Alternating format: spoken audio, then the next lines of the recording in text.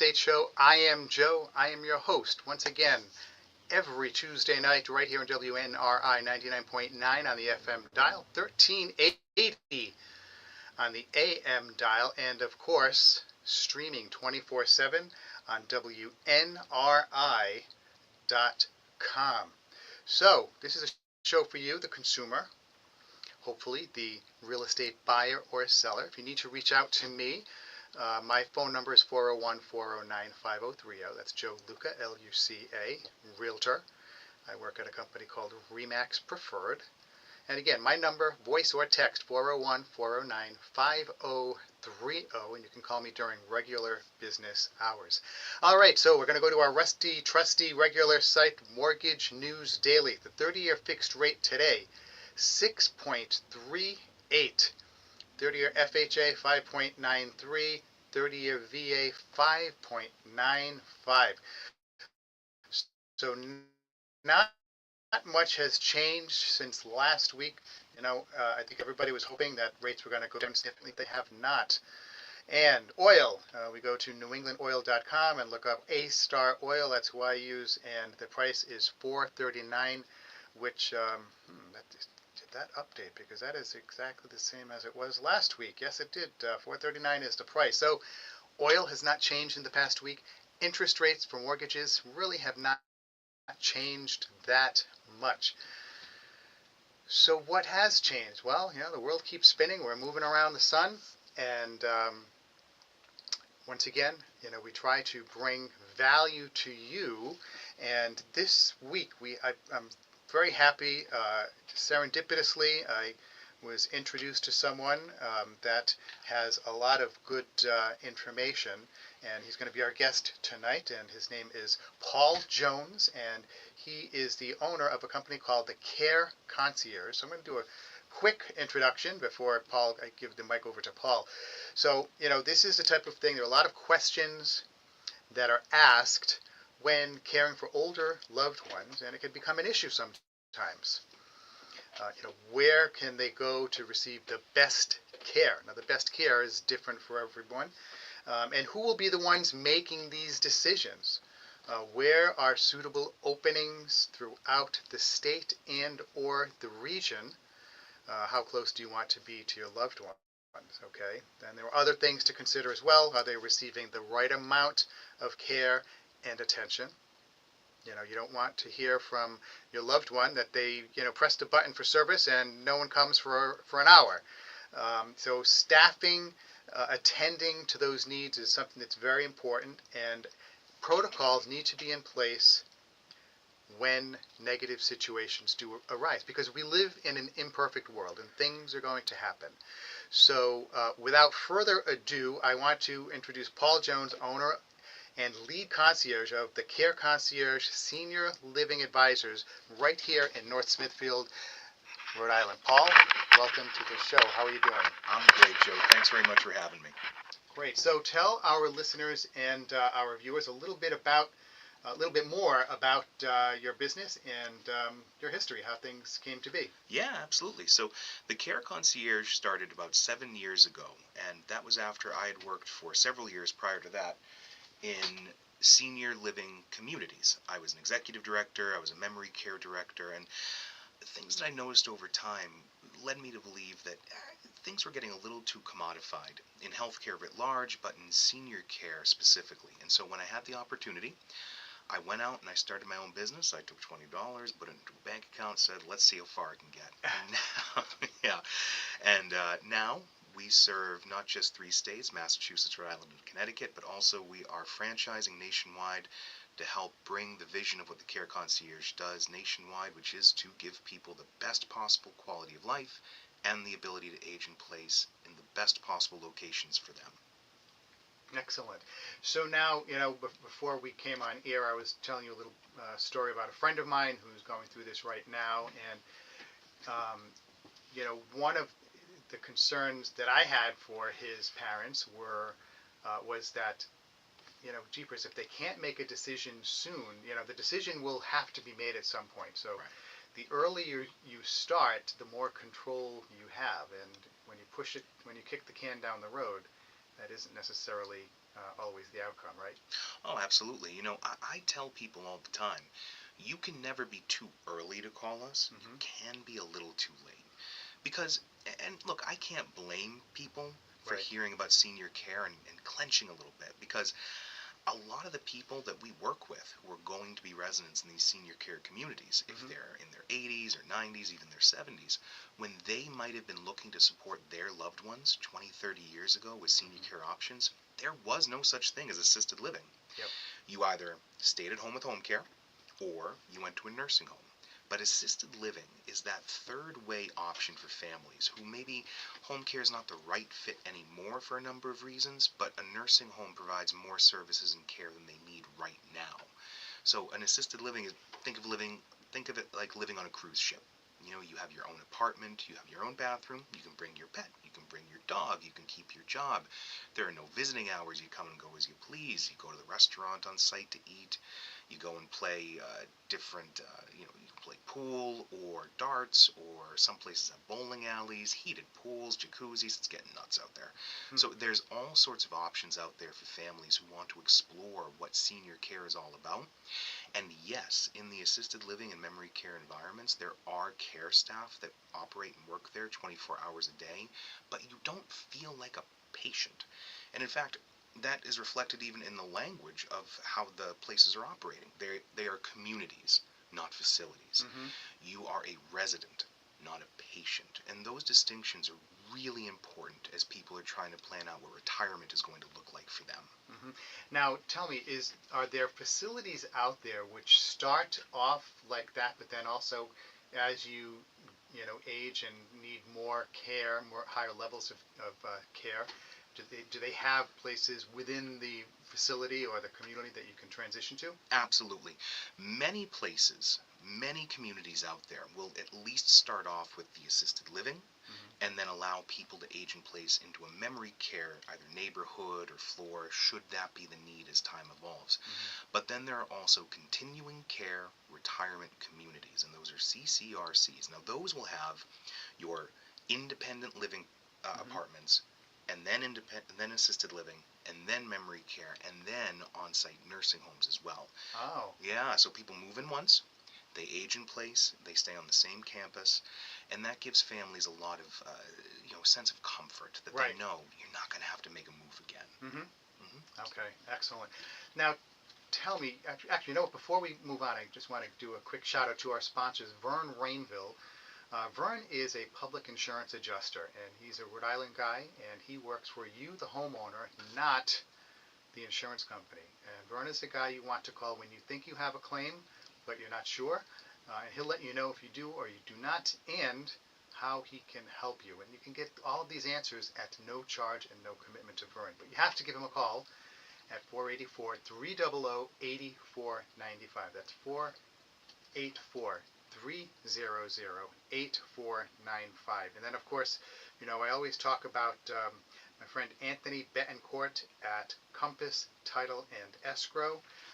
They do a great job taking care of buyers and sellers of real estate and also investors who are looking to set up an LLC. And their number is 401 379 7770. Again, that's 401 379 7770. So I want you please, think about Compass if you're looking for real estate advisory service as far as an LLC, how to set things up, and then if you're, when you're going to be buying or selling, if you're not using your humble host, tell your realtor or your lender that you'd like to use Compass Title and Escrow. And again, Vern Rainville, Public Insurance Adjuster, Northern Rhode Island guy. All calls returned within 24 hours, 484 300 8495. Sometimes, actually, this is a good segue. Do you ever have a situation where you have an elderly individual or a couple and something happens to their home, either a fire or a flood or something like that, and that's kind of like the prompt or the accelerator or the trigger where it's like, you know what, this is getting too much. We need to make another transition. All the time. Okay. And usually that trigger point isn't even as dramatic as a fire or a flood. Mm-hmm. Sometimes it is a flurry. Okay. People look outside, they see yet another snowstorm coming, they recognize they need to shovel, Yep. and they go, "Ah, I've had enough. I just can't do this anymore. The home ownership burden, when you first buy a house, right, it can be really exciting and fun, and oh my God, this is my house, and I'm going to invest everything into it. I'm going to spend all my time doing my gardening and all that. 50 years later, you know, some of that can turn into, well, certainly a lot less enthusiasm.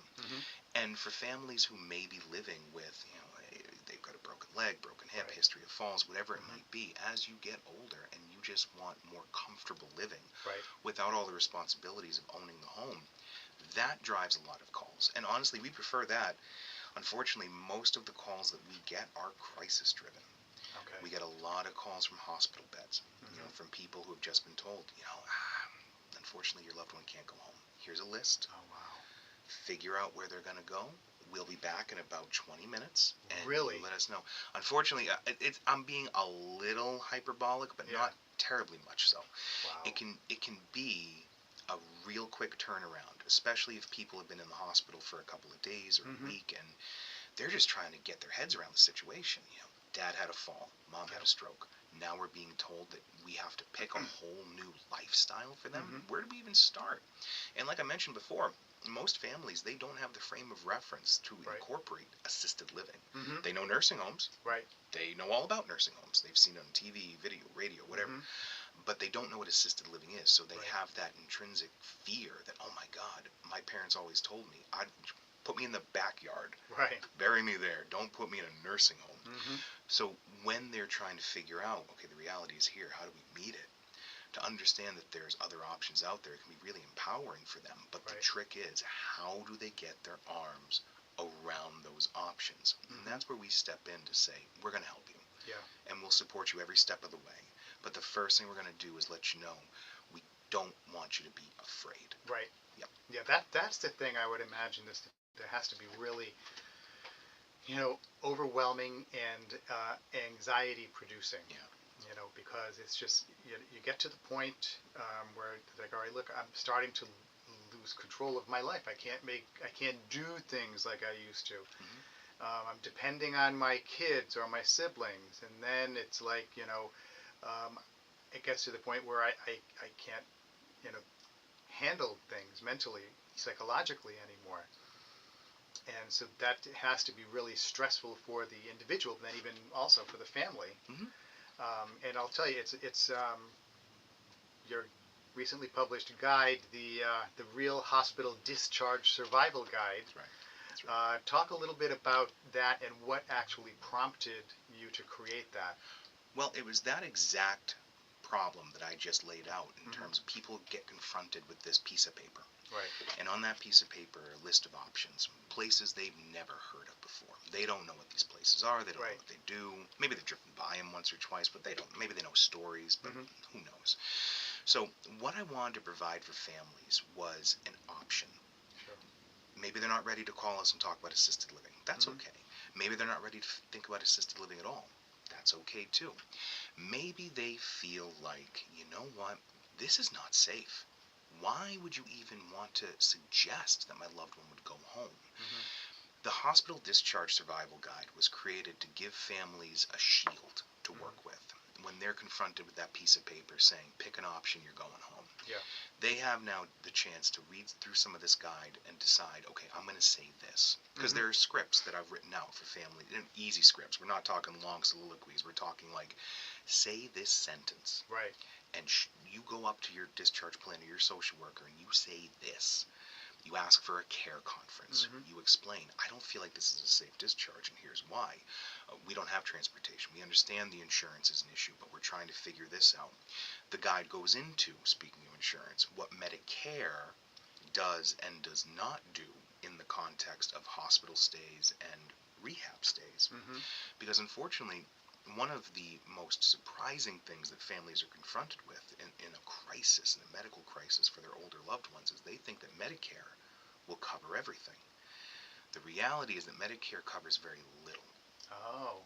So we go into exactly the parameters that define what Medicare will and will not do for a family that's in a hospital and then for a family that does go into a rehab situation. Okay.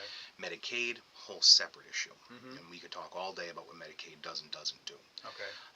But the Hospital Discharge Survival Guide goes into what Medicare will do, talks about the scripts that families can say, offers up resources that are in different states. So Right. if you are sitting in New Hampshire listening to this and you print out the Hospital Discharge Survival Guide, there are resources that are in New Hampshire that will help you figure out senior service options up there. Same with Massachusetts, Rhode Island, and Connecticut. Okay, good to know. Then there's also checklists that people can go through. Go through your loved one's home. Look for these trip hazards in your home. Look for these dangers in your home. Here's how you can write out what your plan of attack is going to be in making your loved one's home safe if you can't stop the discharge. But it's a long book. I started writing it, and then I didn't stop, and I kept going, and I kept going, and I kept going. But and now it's the foundational document in the Care Concierge library. Yep. That we're offering up for families. It's on our website. It's in the library and store page where it's on sale right now. There's two different versions. There's a deluxe version, and then there's the basic version. And then there's a couple of other guides that are either available now or about to be available, including our dementia care series. Oh, yeah. Okay. So what is your website? So it is www.thecareconcierges, that's plural, .com. Okay, careconcierges.com. Correct. Good. And of course, we're in the Woonsocket area, so everyone should know how to spell concierge because it comes from the French. So it's CONCIERGES.com. That's right. So that's really impressive. That it's great that you have, these are tools that people can acquire ahead of time, so you can plan for the crisis. Absolutely. And we don't want people to feel like the only reason why they have to contact us is that they need assisted living or memory care either. Right. The concierge concept is that we want to be there for you, whatever your needs are going to be. But if you have questions about the senior care journey and everything that has to encompass, give us a call. Yeah. Because we want to help you, and we want to help steer you in the direction that you need to go to. Now, if you don't want to call, but you just want to know what should I do or what can I do in certain situations, Care Concierge Library, and that will direct you towards some of these things that we're putting out there, so that families are, they're visiting our website at 3 o'clock in the morning. They just can't sleep. They know things are coming. Here are some resources for you. Take a look. Okay, excellent.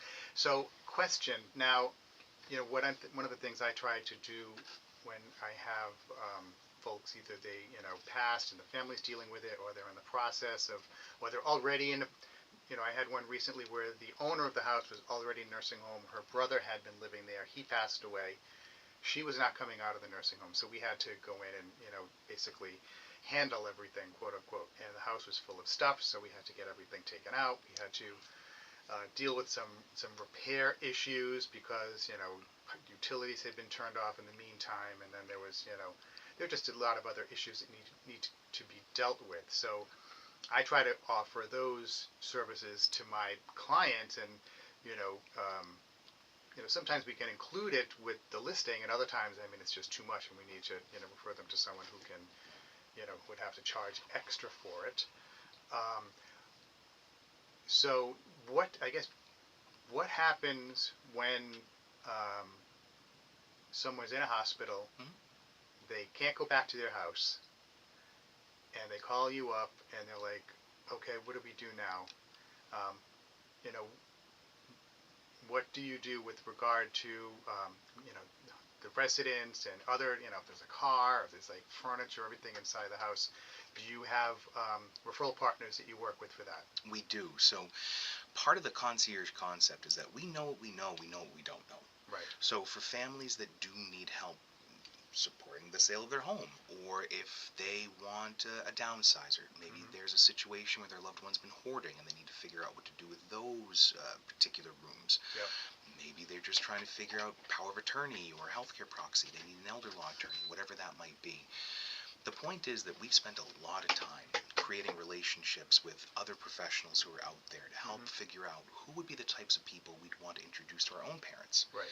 and then make those same introductions. No, those aren't paid relationships. We don't Right. get paid by those partners. Those partners don't pay us for anything, and vice versa. What's important is those are the partners that we trust to do the right thing for the families who, again, a lot of them are calling us at the worst time of their lives. Yeah. They're in that hospital. They've had an acute issue. They don't know what to do. They're scared. We want to surround those people with a team of trusted professionals who are going to help do the right thing for them, get them the quality of life they need, and help them get back on their feet. Yeah. And that's really important to us. Yep. So now, you mentioned Medicare, Medicaid. We're not going to, go down that rabbit hole tonight because we'd be here all night. But I know that is something that is, probably very significant and, would generate a lot of questions. But then there's also, what about when you have folks that are that's a veteran or the spouse of a veteran? Do they have benefits that civilians don't have access to? They do. So veterans benefits in general are available, but the ones that specifically pertain to, say, assisted living, that's called the Veterans Aid and Attendance Benefit. A lot of families don't know about this, and there are certain parameters that surround that too. So typically you have to be a veteran or a spouse of a veteran who served in an active war environment, honorably discharged, things like that. So there are parameters around the Veterans Aid and Attendance Program, but for the families that qualify for it, it's extremely useful, and it's a lot of money that families can get to defray the cost of assisted living care, for example. It's a certain amount for the veteran themselves, a certain amount for the veteran's spouse, and then if the two of them are surviving together, it's even that much more. Okay. So, for any folks who are listening who are a veteran, it's worthwhile just to reach out to any veteran service organization that you may know and have a good relationship with to ask about what's this aid and attendance program I've heard about on the radio on that Joe Luca show. What's going on with that? Yeah. Just get some information going. You can never over prepare. You can never over prepare. Get as much information. I tell everybody when you're buying a home, it's never too early to start the process to buy or to prepare your home to sell. Never too early. Right. Yeah. Right. Absolutely. Yep. So now, so going back to the situation where someone's in the hospital, they can't go home, so they need to go to a facility, whichever the one it is. They don't have a lot of money in the bank, but they do own their home. How does that work as far as, when you don't have a lot of money? I mean, if you've got $1 million in the bank, that's nice and easy, but most of us don't. A lot of families are in that situation. Yeah. Especially as the generations are changing. So I mean, people who are now those younger baby boomers and the older generation X people who are aging into senior living. Yeah. They don't have as much in the savings, be it pensions, 401ks, whatever it might be. So they have a lot of reliance on the home sale, not just for assisted living, but just to fund retirement in general.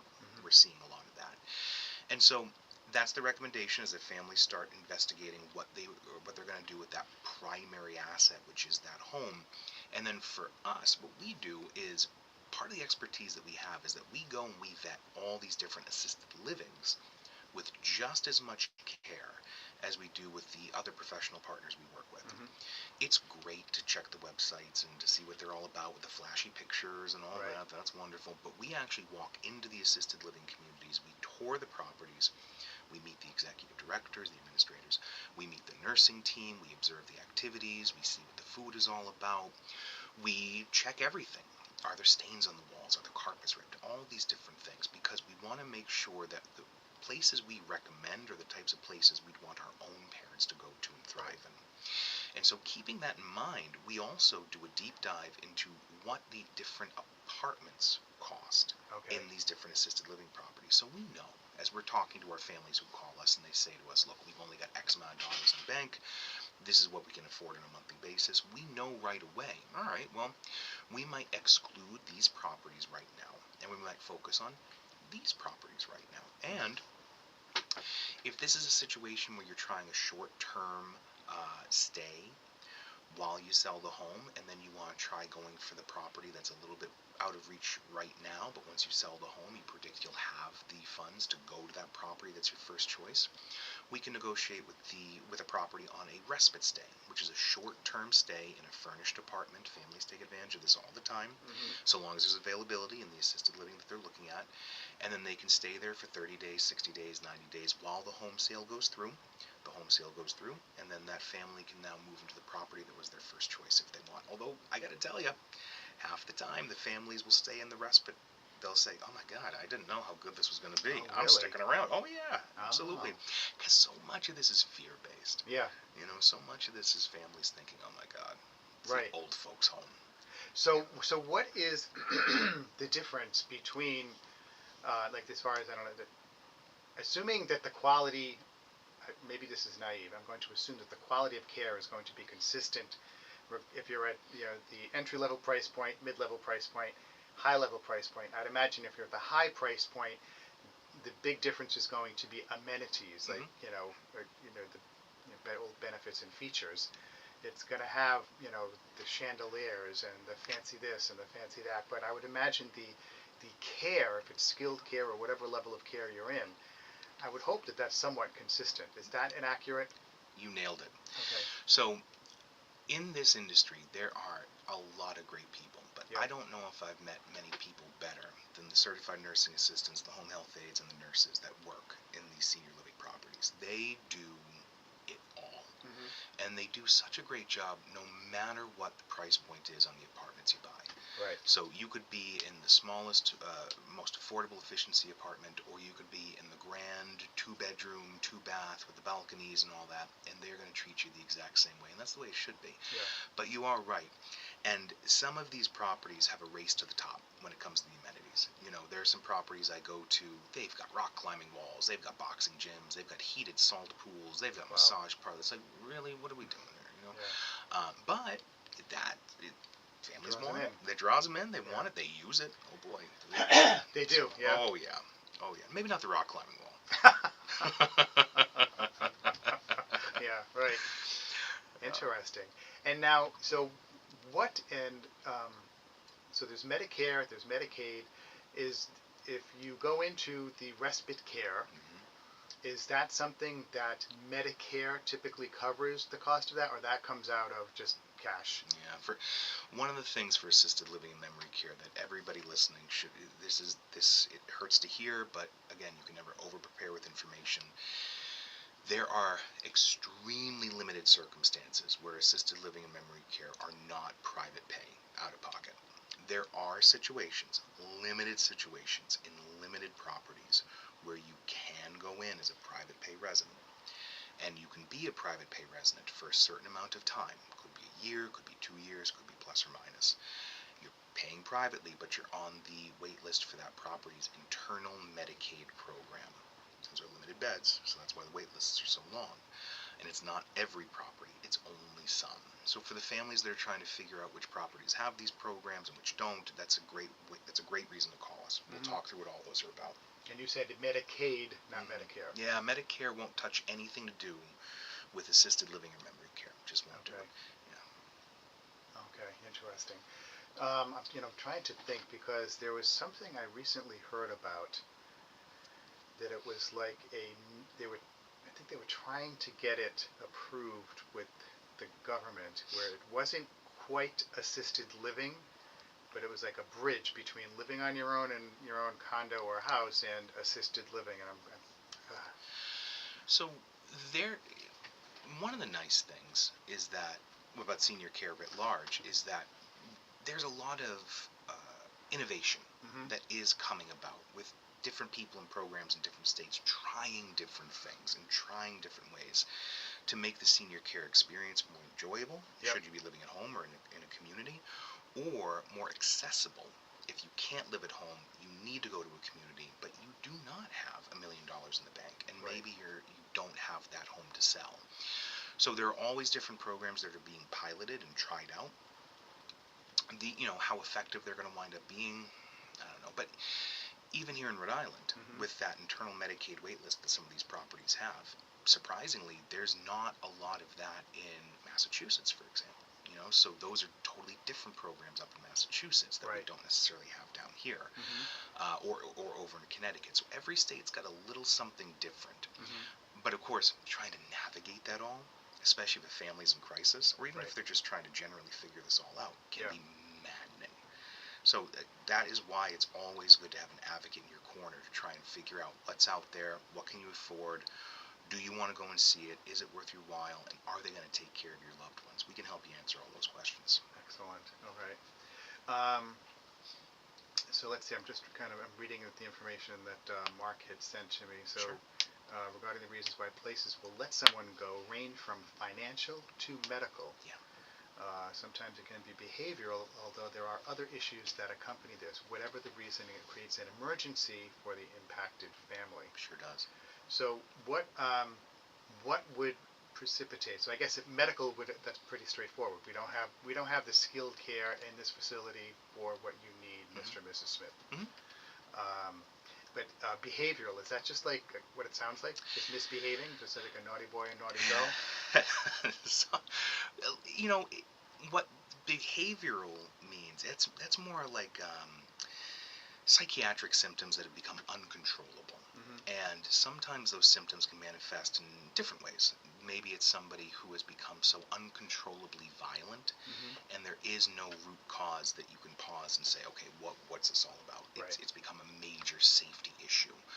Or it's somebody who is exhibiting some self-harm issues, and that might not be they even realize they're doing it. It's just part of the particular disease that they may have. Hmm. You typically see behavioral symptoms in conjunction with people who are living with different types of memory disorders. Yeah. It's over 100 different types of memory disorders now that Yeah. have been identified.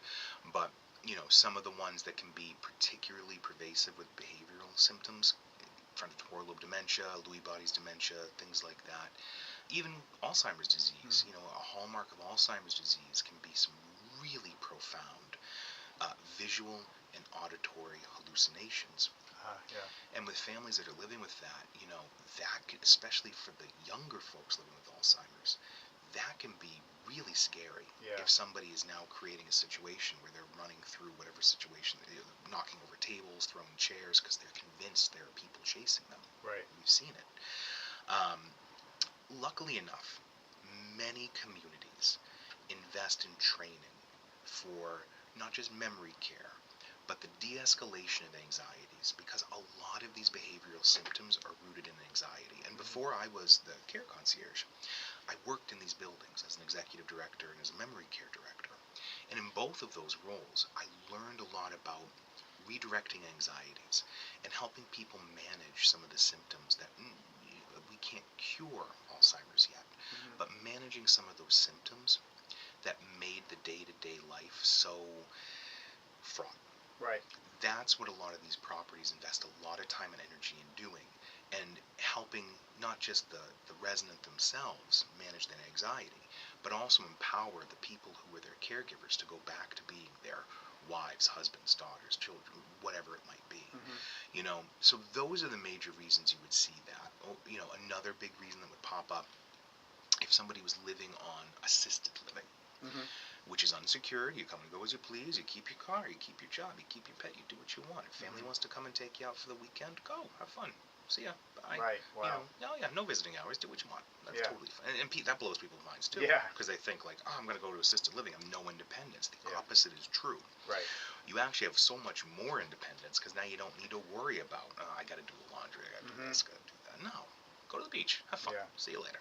Yeah. Adios. My friend was telling me his mother was like, oh, the thing I don't like is there's not a garage or a cover for the car and this, and my friend was like, Mom, we never had a garage growing up. What's the big deal? You've just had a garage the past 7 years or whatever it is. And he said, and besides, they clear your car off for you. That's right. It's like, I was like, Clear wow. snow. They'll shovel you out. They Yeah. rake the leaves. They do all that stuff. Yeah. You're sitting out on the front porch. They'll bring you a cup of coffee if you ask. That's no big Wow. deal. Oh yeah. Yeah. It is about care. Yeah. But it's also about comfort, and Mhm. it's a hospitality industry too. Yeah. It's not, there's the care component there, and that's certainly front and center. Yeah. You are there because you may need care services. Maybe not today, maybe not this week, maybe not this year, but at some point, you're going to want to know that you can press a pendant button or a pull cord alarm, and a nurse or a certified nursing assistant will come and support you with what you need. But beyond that, and really enveloping that, is this hospitality industry, which gives people the comfort that they want and they need and they deserve, because my God, they're 70, 80, 90, 100 years old. They just want to kick back and relax. All right, let's do that. Yeah. So, in my family, my grandmother lived to be 101. Her sister was 100. Her other sister was 99. Their father lived to be 104. And I remember my great-grandfather going to, I went to see him quite a bit when he was in the nursing home. And he had, dementia at this point. He was 102 when he went in. And I would go there and just, some of these, they have like the big, dining room table, everybody sits there and eats. And some of these old ladies would get so angry with the woman's, person sitting next to them. I was like, I mean, they would like yell and scream at them. I was like, oh my gosh, who would have thought this little teeny old lady could, raise her voice that loudly, Oh, yeah. Don't touch that, Oh, yeah. Yeah, it was like, they were 5 years old again. Oh, sure. My very first day as memory care director, I walked in, I'm ready to go. Hey, I'm Paul, how are you? And I'm walking with the nursing director. I'll never forget this tiny little old lady, she looks up at me and hi, I'm Paul. She gets me with a crisp uppercut. I mean, right under the chin. Really? Oh, I mean, it was clean. Wow. It was clean. She was aphasic, so she didn't have any way to communicate with her voice. Yeah. All she could do was communicate other ways. And I looked at the nursing director, and she looked at me, and she goes, well, what are you going to do? I was like, I don't know. But then the little old lady holds out her hand. She wanted to go for a walk. Oh. Now, was that the most appropriate method of Right. conversation? No. She got your attention, but she did get my attention, and she just wanted to know, okay, no small talk. We're going for a walk now. Yeah. And so you'd be very surprised in how different ways people will manifest their symptoms. It's important, though, for these assisted living properties to remember, too, that, my story, it's a little funny, but it's also, all right, Paul, but we're not going to have people hitting people in these places. But, sometimes you'll have residents who get angry, and they're just trying to articulate something that they don't know how to find the words for those anymore. Right. And so they'll slam doors or they'll slam fists, and they just don't know what to say. That's okay. We'll be patient, we'll sit, we'll listen, and then we'll try to decipher what those next steps are going to be. And I see a lot of great training happening in these memory care neighborhoods, which gives people the comfort they need. Yeah, a friend of mine, her mom is in the beginning stages of aphasia right now, and she's at the point where she'll be talking to my friend and trying to say something, and she can't get the words out that she wants to say, but the one word that she does remember is, F-U-C-K, because in her exasperation, she'll just shout that word out because she can't, she's so frustrated. But yeah, that's the type of thing that has been, kind of, progressing. And that has to be tremendously frustrating to go through. Sure. When you can't get your words out.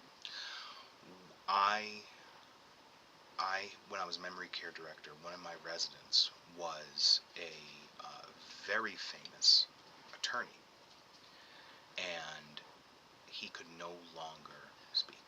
Oh boy. And it breaks your heart, because sometimes you would just see him sitting at his table in his room with his head just in his hands, because he couldn't use that thing which was so important to him for his entire life, his voice, the power of his words. He was just robbed from him. It's a heartbreaking disease to watch. Heartbreaking. So, do they know what causes aphasia? Do we have any idea of what contributes to that, or is it still kind of a shot in the dark? Smarter people than I probably can answer that question. I know that different symptoms can affect different people in different ways at different times, and there's an anecdote, or there's a saying that goes around in senior living, which if you've met one person with, say, Alzheimer's, you've met one person with Alzheimer's. So even when I mentioned earlier that a hallmark of Alzheimer's disease are visual and auditory hallucinations, okay, but there are still plenty of people out there who live with Alzheimer's disease and have never had a hallucination. Mm-hmm. So it's hard to really nail down what causes these different symptoms, and some may manifest for a short period of time and then Mm-hmm. never again. And then some people will plateau and be at this level for a long time, and then immediately over a weekend completely change. Oh, yeah, that's the tough thing, I think, because when you're at that point, when your family member is at that point, they're not going to get better. They're going to stay the same or they're going to get worse. So it's just a matter of, all right, we have one day, can we put 2 days together where nothing gets worse, But I remember when, my grandmother, she had, dementia, and yeah, and she had hearing, she couldn't hear. So it was very frustrating.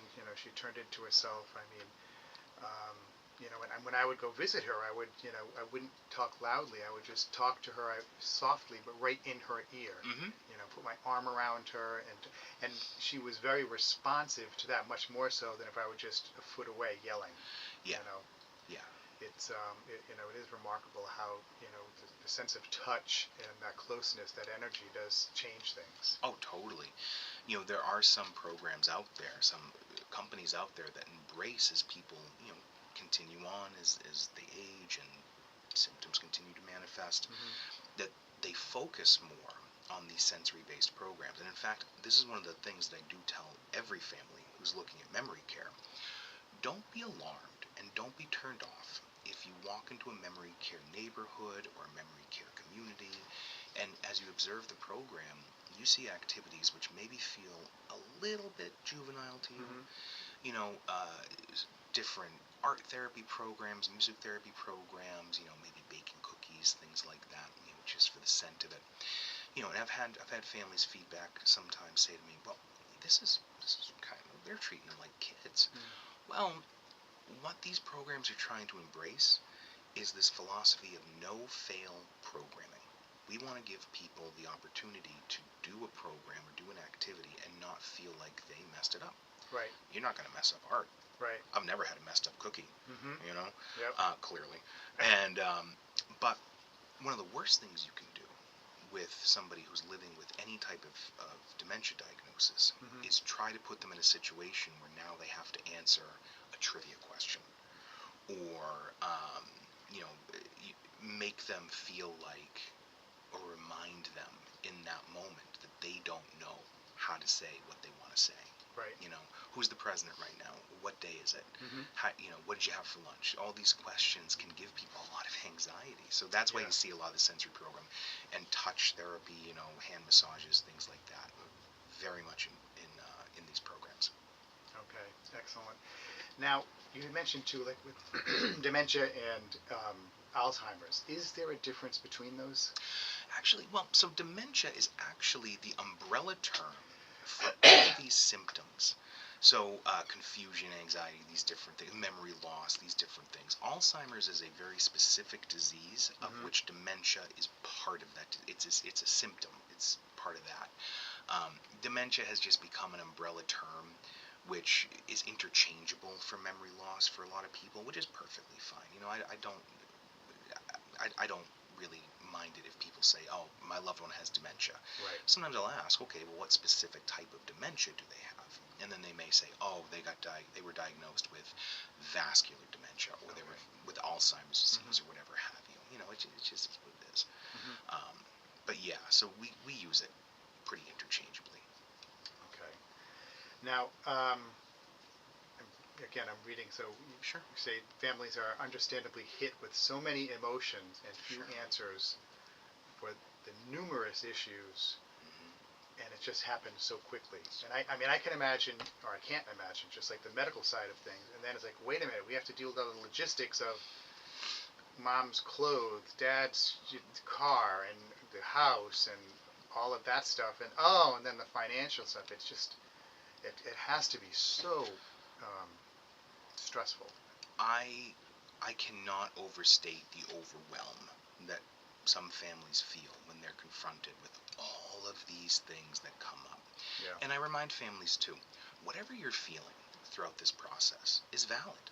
If Yeah. you're feeling overwhelmed, that's valid. sit with it, embrace it, talk to me about it, talk to somebody else about it. If you have to scream, cry, or stamp your feet, or pound a table, do it. Because you are processing more emotion in a shorter period of time than most humans are designed to do. Right. You are now trying to synthesize somebody's entire life into an entirely new life. And you have to do it very quickly. Right. And the person you're trying to help may be very against taking Right. that help. Yeah. You know, no, I'm coming back home. Well, no, you really can't. You know, like we saw the house, and you know the electricity was turned off 3 months ago, and all the food is rotten in the fridge, and you know you're clearly not taking care of yourself. And what do we do? And look, families are mobile. Sometimes you've got adult children who are living on the whole other side of the world or the country, and they just take their loved ones at their word. Yeah. Hey, Mom, did you eat today? Oh, yeah, I ate fine. Hey, Dad, did you take your medicine today? Oh, sure, I did. Yeah. Leave me alone, I'm fine. Right. You know, and then they find out, no, they're not fine. Yeah. And, you know, most people, they don't want to burden their kids with any problems either. Okay, that's valid. But then that breaking point comes, and instead of trying to deal with things one at a time in a more orderly fashion, hey, you know, Mom, we get you some home care to start with. We'll get you a house cleaner. Maybe we'll downsize you to a ranch instead of having your two-story Victorian house. You know, things like that, little steps you can take. Now it's a sprint. So I do encourage families, you know, embrace the feelings you're having. Definitely confront them, the feelings that you're having in the moment. If you're feeling guilty, that's okay to feel guilty, but just understand that what you're doing is genuinely in the best interest of your family as a whole and your loved one specifically who needs that help. And there are resources out there, really, really good resources out there which are designed to help. And, you know, it's okay for your loved one to be scared of those resources too, but as the unknown becomes known, the fear does start to fade away. And I'll never forget, I had one lady I worked with, it was a year ago, and she, for the longest time, she was like, Paul, my mom's going to hate you. She's going to hate your beard. She's going to hate everything about you. She's going to hate senior care. She doesn't want anything to do with this, ever. And she is the vice president of her resident council right now in her assisted living. Yeah. So those things happen all the time. Yeah. Now, have you ever, so I have a friend of mine who is, he's in his late 70s, and he's a veteran, lives alone, no family up here, no kids, never been married.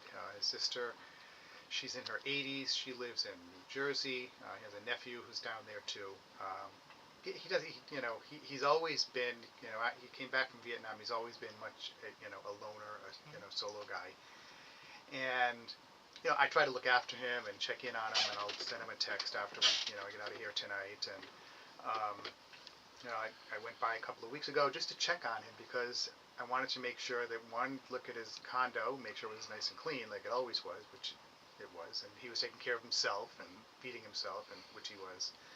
And he seems to stay pretty on top of his health issues. He shares those with me. I mean, I got good news yesterday, the day before, that all of the things that they thought diverticulitis, all these things they thought he had, he doesn't have any of them. Everything's in good shape, so he's just got to deal with the pain in his abdomen, and that's something minor that comes and goes. Okay, so but when you have someone who doesn't even have doesn't even communicate with family, or doesn't have family, doesn't have a friend nearby, and they're just all alone. Do you, what sorts of challenges does that bring as far as, competency and things like that? That can be a very difficult case where now you're dealing with something called guardianship. And unfortunately, there's not a lot of guardianship resources in the state of Rhode Island right now. There are organizations that are working on that, to try to help those solo agers who, for whatever reason, choice or not, they just don't have family nearby that they can have to support them. So, some solo agers I know, they'll reach out to an elder law attorney and have the elder law attorney serve as their guardian and fiduciary. Okay. So that's a possibility. You can do that. I mean, My strong recommendation is if there are any solo agers who are currently listening to this, it's not the worst idea to reach out to your local senior center, or to reach out to an elder law attorney you may know, or if you don't feel like you can afford an elder law attorney, to reach out to the Rhode Island Bar Association and just ask some questions and say, okay, what happens if I am not deemed competent? Right. Who makes the decisions for me? And you will find that there are situations out there, and the attorneys that you speak with, or the senior centers you speak with, or if somebody wants to call me and talk through my experiences with this, with guardianship programs and all of that, I am more than happy to sit and talk with people about that. But whatever your decision would be, whatever direction that a person would go, my recommendation is to try and find some support, because you cannot circle that day on the calendar where something happens. Yeah. You have a stroke, you have a fall, you have some issue which robs you of the capacity that you need and that you've been enjoying, but you might not have that, even if it's for a short period of time. And then what happens? So, right. And I get a lot of calls from families, and that actually is exactly why I wrote the Hospital Discharge Survival Guide, to answer that question. What happens now? Yeah. And we get dozens of calls every week from families who just have that question. What happens if X, Y, and Z? We're happy to take those calls and help people try and figure out what their plan is going to be. Whether or not you need assisted living or memory care placement, call us anyway. That's okay. We're happy to take the call. We're happy to help. It's what we're here for. It's what we want to do. Excellent. Excellent. Folks, we've been very fortunate to have as our guest tonight Paul Jones. Paul is the owner of a North Smithfield company right here in North Smithfield, Rhode Island, the Care Concierge Senior Living Advisors. Again, right in North Smithfield, and you've been very fortunate to be listening to his words of wisdom and expertise and experiences for the past hour. If you have any questions, Paul, what's the best way for someone to reach out to you? So there's two good ways to reach out to us. The first is to visit our website, www.thecareconcierges, that's plural, .com. Or if you feel like calling us instead, telephone number is 401 488 4935. Again, that's 401 488 4935. You can call us anytime or visit our website. We're here to help. We're here to support you. We are the Care Concierges. Excellent. So, folks, thank you very much for tuning in. Once again, I want to thank our sponsors, Vern Rainville, Public Insurance Adjuster. He works for you, not the insurance company. 484-300-8495. Vern Rainville. You will not go wrong giving him a call. And, of course, Compass Title and Escrow, 401-379-7770.